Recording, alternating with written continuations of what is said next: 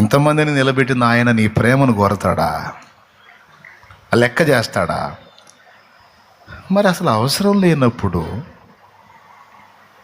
ఆ కాంక్షే దేవునికి లేనప్పుడు, మీరు నన్ను ప్రేమించకపోతే బాగుండదని వార్నింగ్ ఎందుకు ఇచ్చాడు?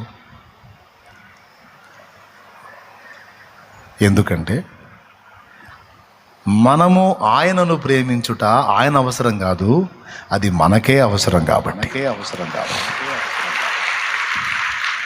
అర్థమైందా? ఎవరికి అవసరం? మనం ఆయన్ని ప్రేమించటం ఎవరి అవసరత? అది ఆయన అవసరత కాదు, మన అవసరత.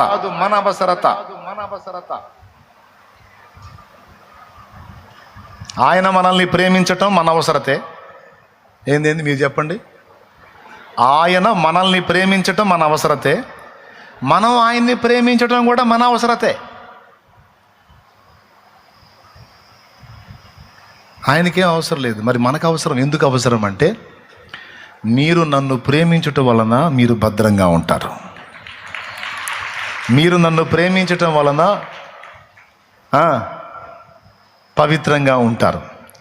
మీరు నన్ను ప్రేమించినట్లయితే ఇంద్రియ నిగ్రహాన్ని పొందడానికి కావలసిన శక్తి నా నుండి మీకు వచ్చింది. మీరు నన్ను ప్రేమించి నాకు అందుబాటులో ఉంటే నా నుండి సరఫరా అయ్యేవన్నీ మీరు స్వతంత్రించుకుంటారు.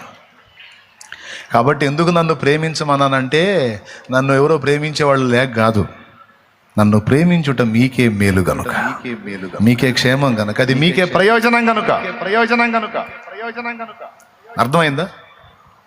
దేవుని మనం ప్రేమించటం అనేది మన అవసరత, దేవుని అవసరత. రైట్.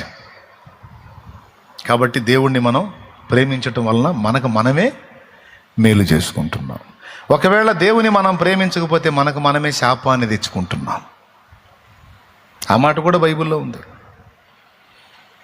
ఎవడైనాను ప్రభువుని ప్రేమింపకుంటే వాడు శాపగ్రస్తుడగునుగాక అన్నాడు. చూడు, కొరింథీయులకు రాసినటువంటి మొదటి పత్రిక 16వ అధ్యాయము 22వ వచనం. అది ఎవడైనాను ప్రభువుని ప్రేమింపకుంటే వాడు శపింపబడును గాక. అద్దుగో, ప్రభువుని ప్రేమించిన వాడు, ఇప్పుడు ప్రేమించినోడు శాపగ్రస్తుడు అంటే ప్రేమించినోడు ఆశీర్వదించబడిన వాడు. అంటే ప్రభువుని ప్రేమిస్తే, నువ్వు ప్రేమిస్తే ప్రభువుకి వచ్చే లాభమేం లేదు, కానీ నీ మీదికి ఆశీర్వాదం వచ్చింది. ప్రభువును నువ్వు ప్రేమిస్తే ప్రభువుకి వచ్చే లాభమేం లేదు, కానీ నీవు ఆస్తికర్తవు అవుతావు. ఎందుకంటే సామెతల్లో ఉంది, నన్ను ప్రేమించు వారిని ఆస్తికర్తలుగా చేతునని. ప్రభువుని నువ్వు ప్రేమిస్తే ఆయనకేం లాభం లేదు, కానీ నీకు లాభం ఉంది. ఏంటో తెలుసా?